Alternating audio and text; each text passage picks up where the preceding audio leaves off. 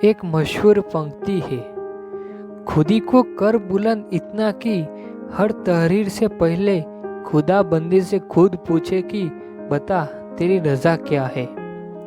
इस पंक्ति का सिंपल सा अर्थ है, मनुष्य तू अपने आप को इतना ऊंचा ले जा कि तेरे प्रारब्ध लिखने से पहले खुदा तुझसे पूछे कि बता तेरी इच्छा क्या है, क्या लिखूं तेरे प्रारब्ध में। मनुष्य की विशिष्टता उसकी इच्छा शक्ति में है। इस दुनिया में लाखों करोड़ों प्राणी हैं, इच्छाएं तो उनके मन में भी है, लेकिन इच्छा शक्ति नहीं। मनुष्य ने अपनी इच्छाओं को घोंटकर इच्छा शक्ति का निर्माण किया है। इस पृथ्वी पर कई सालों से प्राणी बस रहे हैं, लेकिन उन्होंने कभी भी ज्ञान विज्ञान का विकास नहीं किया और ऐसा प्रयत्न करने की इच्छा ही नहीं हुई।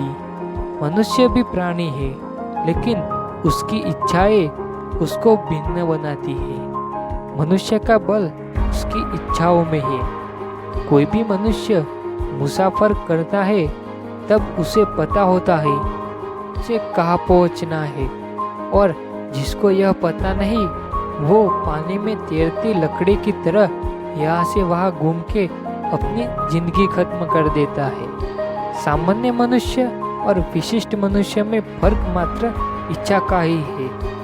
इंग्लैंड के वड़ा प्रधान लॉर्ड मेलबोर्न के साथ युवा डिज़रायली का परिचय करवाया। तब मेलबोर्न ने पूछा कि तुम क्या बनना चाहते हो। डिज़रायली ने कहा, सिर्फ इंग्लैंड के वड़ा प्रधान।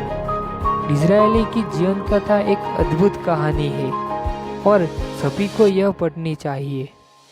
एक गरीब यहूदी परिवार में जन्मे डिज़रायली के पास आगे बढ़ने का कोई रास्ता ही नहीं था।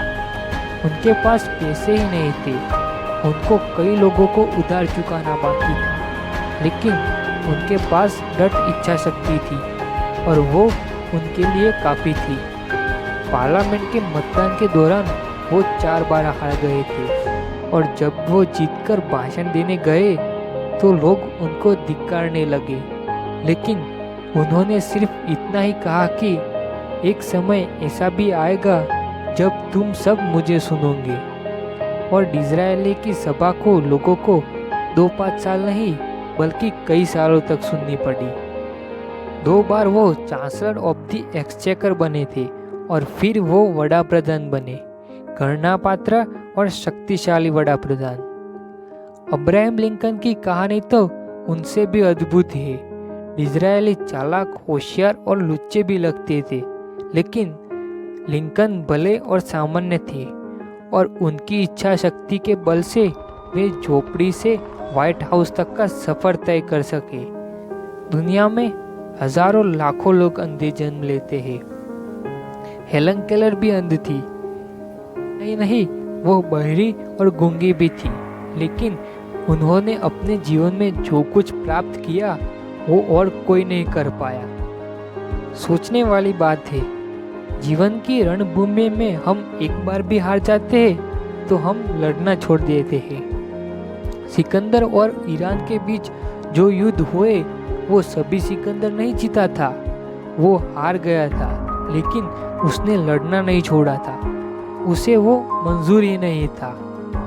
कन्फ्यूशियस कहते हैं कि कभी भी हमें हारना नहीं चाहिए, उसमें गौरव की बात नहीं है, लेकिन जब हम हार जाते हैं, गिर जाते हैं, तब फिर खड़े होकर आगे बढ़ने में बड़े गौरव की बात है। इसीलिए हमें दृढ़ इच्छा शक्ति रख के मेहनत करनी चाहिए, तभी ईश्वर हमें पूछेंगे, पता तेरी रजा क्या है।